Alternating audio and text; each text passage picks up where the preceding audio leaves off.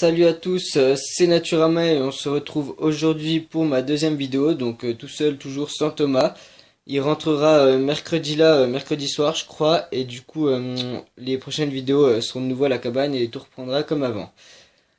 Alors comme promis aujourd'hui je vous fais une vidéo sur l'arc, donc je l'ai acheté au Décathlon. Il a coûté environ 50 euros, je crois, je me rappelle plus vraiment parce que ça fait longtemps que je l'ai. Et il était juste livré avec l'arc, donc la pièce, l'arc normal quoi. Et trois flèches comme celle-ci. La flèche un peu plus spéciale, je l'ai acheté à part, donc je vous dirai à quoi elle sert après. Mais pas à grand chose. Donc l'arc c'est franchement super utile dans le milieu vraiment de la survie, donc c'est vraiment pour ceux qui veulent se débrouiller dans la nature quoi. C'est pas avec en faisant un bivouac que vous aurez besoin sûrement d'un arc pour chasser, mais ça peut toujours servir. Et au pire c'est quand même toujours un super truc pour s'éclater à tirer dans des cibles. Donc pour chaque partie il y a la corde, donc normale. Et elle est vraiment pas élastique celle-là, donc comme je vous l'ai dit pour l'arbalète, faut pas vraiment que ce soit élastique, bon toujours un petit peu quand même, mais pas mal rigide surtout.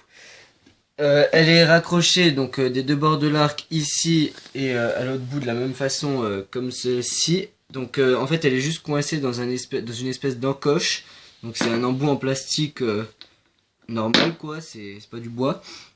Et elle est faite avec une petite boucle, donc reliée par un embout métallique. Ça on pourra pas vous le faire nous parce que c'est justement compliqué. Mais vous faites un nœud, ça passe ça simplement et largement je pense si vous voulez en faire un vous. Donc pour ce qui est on va appeler ça le bois, le bâton rouge. C'est du bois synthétique quoi, c'est un mélange de bois et de plastique, c'est pas vraiment du bois, c'est pas vraiment du plastique non plus. Mais l'avantage c'est que vu qu'il a été acheté et traité, il risquera pas de durcir. En tout cas ça fait 3 ans que je l'ai et celui-là il est toujours aussi solide et aussi bien. Niveau du grip du manche, c'est un manche normal, donc en plastique aussi, donc la taille de la main, ouais environ. Donc vous voyez que c'est pas rien d'extraordinaire. Pour vous faire un arc soi-même ou en bois, vous pouvez mettre, on vous montrera avec Thomas toutes les différentes techniques, mais il y a plein de trucs pour se faire un manche par-dessus. Et pour ce qui est de tirer la flèche, il n'y a pas de petit support qui le retient, mais vous la casez juste dans le petit creux là et c'est prévu pour, donc il n'y a pas besoin quoi. Voilà. Ensuite, pour ce qui est des flèches, donc comme je vous l'ai dit, il y a celle-ci qui est plutôt la flèche qui va servir à la chasse et à tirer dans des cibles en bois ou n'importe. Donc elle est un peu vieille, du coup il lui manque une plume, elle en a plus que deux là. Donc c'est des plumes synthétiques aussi. Hein.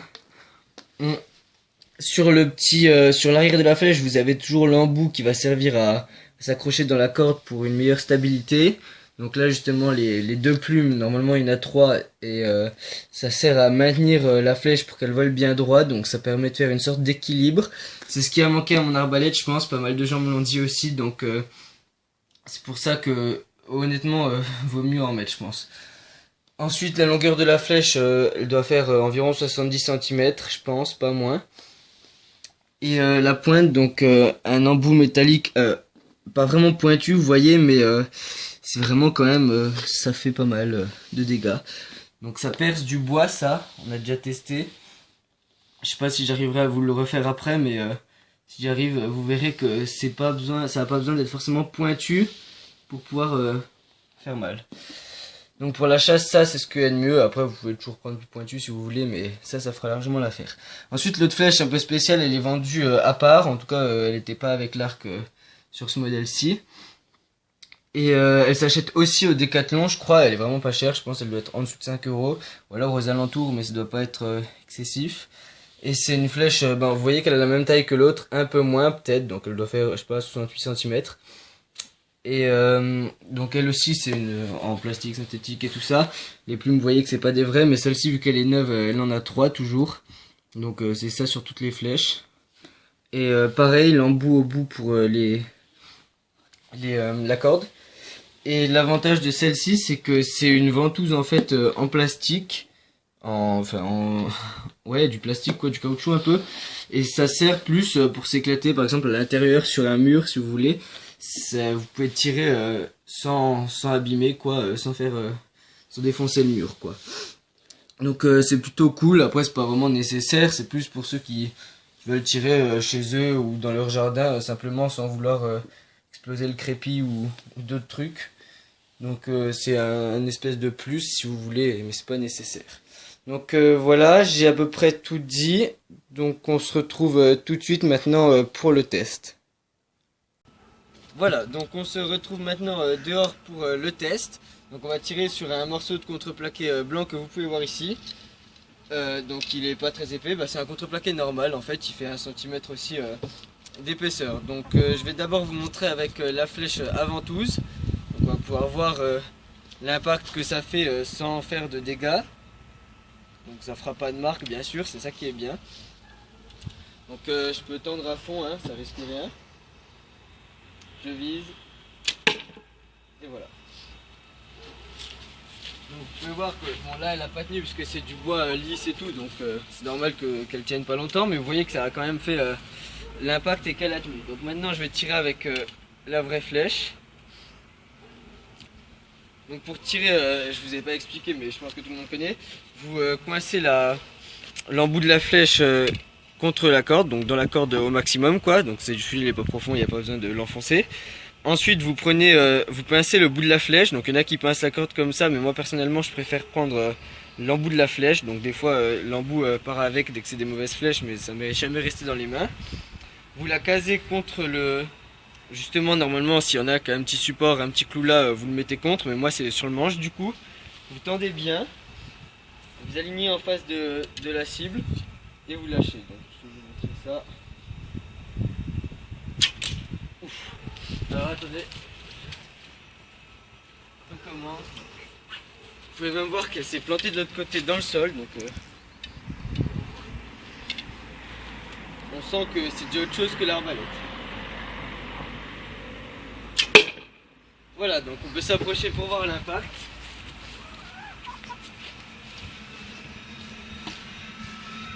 Donc ça c'est l'impact que je viens de faire, ça c'était une que j'avais faite juste avant pour tester.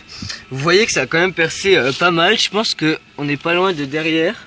Bah vous pouvez voir, constater derrière les dégâts, c'est ici. Et là c'était l'autre. Donc on pourrait presque dire que ça a percé parce que je pense que si on enlève ça on voit au travers. Au pire, j'essaye après de vous en refaire une où je perce et vous pourrez voir que vraiment ça transperce du bois, je vous ai pas menti.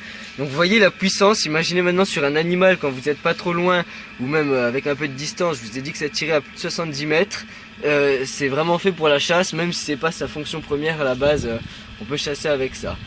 Donc voilà, moi je vous dis du coup à la prochaine en espérant que cette vidéo vous ait plu. Et j'essaye de percer, je vous rajoute le passage juste après. Voilà, donc je vais maintenant vous montrer comment est-ce que ça perce le bois. Donc je me mets pas très loin parce que de toute façon sinon vous ne me voyez plus. Donc je suis environ à 3 mètres, mais avec plus ça marchera aussi. Je tombe bien là. Et voilà. Vous voyez que ça a même fait tomber la cible. Je vais aller vous montrer ça de plus près. Voilà. Les impacts des autres que j'avais testé juste avant. La flèche qui est bien en plein milieu. Vous voyez que ça a transpercé.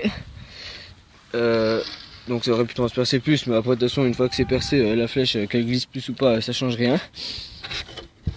C'est même bloqué dans le brise-vue, voilà. Et voilà, donc vous pouvez voir les dégâts sur la planche. On dirait qu'il y a moins devant que derrière, parce que derrière ça fait les plus gros impacts vu que ça arrache le bois. Mais voilà, donc vous voyez la puissance d'un arc, même avec une flèche qui a été pas spécialement prévue à la base pour la chasse parce qu'elle n'est pas hyper pointue. Vous voyez que quand même c'est beaucoup plus puissant. Bon après moi mon arbalète c'était une arbalète faite maison aussi, mais je pense que voilà quoi. Donc l'arc, franchement ça doit être un des trucs que je préfère pour chasser, enfin même si je chasse jamais, mais tirer avec c'est vraiment super.